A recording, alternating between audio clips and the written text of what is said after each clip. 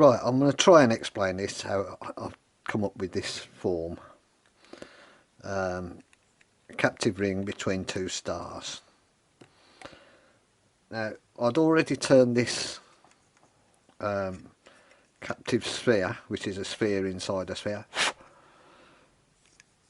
and the outside sphere is turned like a spherical dodecahedron.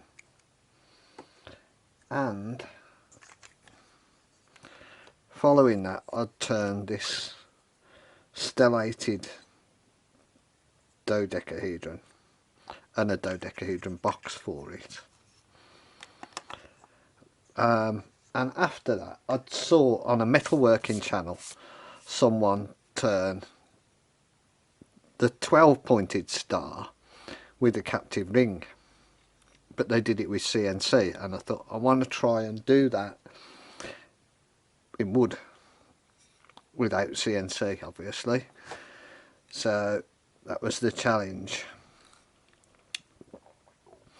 My first couple of attempts were failures because, well, the first one was very close. I got to the last stellation before I collapsed. On the second attempt, I collapsed the second stellation, so I realised I needed better tools and techniques.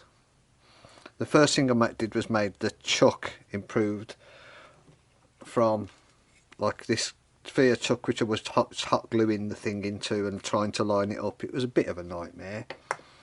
So I made this chuck, and I'll put a couple of stills up later, which just got the tip that I was turning centered in that hole. Very easy to center, and has a hole drilled through, 20mm hole at, well, 18 degrees, but it's the angle of this angle compared to that axis across there, between these stellations. It's 2/5 pi, if you like. So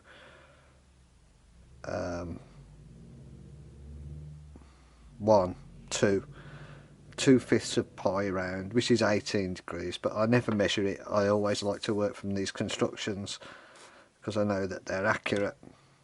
So with this in my normal chuck, that was part of the solution. The second part was the tool rest.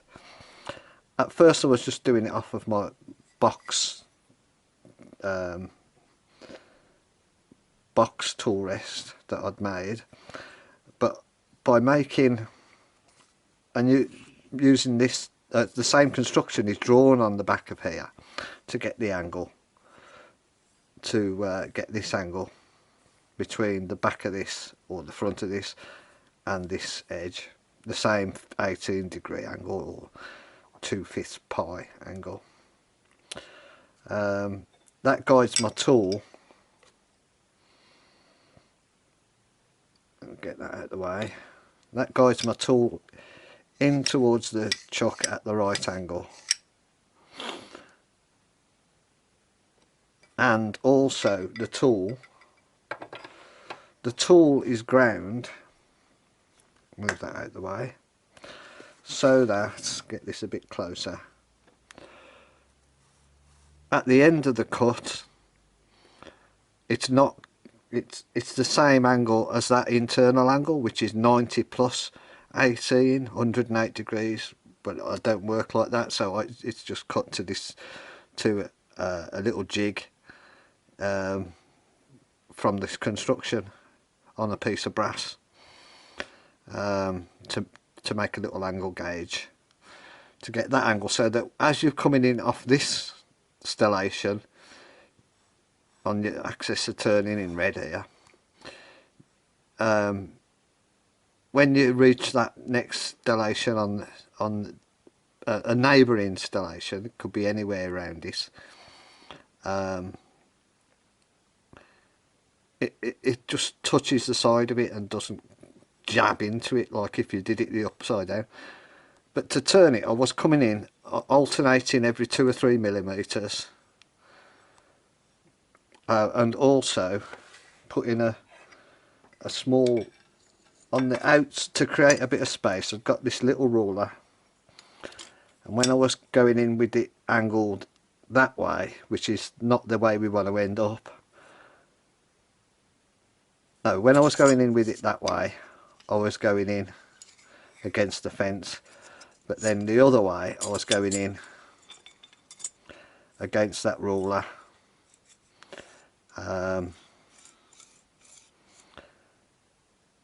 to create 2.75 of a millimetre thick the ruler was. It just creates a little clearance in the hole, because you're like trepanning a hole around the centre. Also, I drilled the centre with a 1.5 millimetre hole to take the pins that are in the these berry pins, the decorative, they're just epoxied in there. 1.5 millimetre because I was going to do something else, but these are only 0.65, but the 1.5 millimetre hole worked well. So once I've done all 10 of the holes, so I'm working round, and once you've done all 10, the centre ring is actually just attached by the outsides of the sphere. So come in with a Japanese saw, sawed around the ring, being careful not to saw into the points of the stars, and then sawed on the outside as well to remove the little bits in between the star points. That left 2 bits of the sphere on the outside. The ring was then loose, and returned it to between centres to turn. The other thing is, you notice in the pictures the goblet is turned with 2 equal balanced heads of the goblet potentially on either end, and a 20mm stem. And before I turn down this 20mm stem, hollow the goblet, with a tenon on the other end to go into my normal chuck. So now I'm working in a normal chuck, in a normal just like turning a normal goblet, except that ring which I had taped down so it didn't risk breaking it. Yeah, so then it's just a matter of turning another goblet, a normal goblet. There's a bit of excess on the end of here because it was the same as this end, and just part it off, and there you've got it. A lot of cleaning up around these star points because there was like a little inaccurate dodecahedron around there as you come down to it. So just went in with a very small chisel, and just cleaned up around there, and finished it. So that's what there is to it. There'll be a couple of stills at the end that will make that hopefully a bit clearer.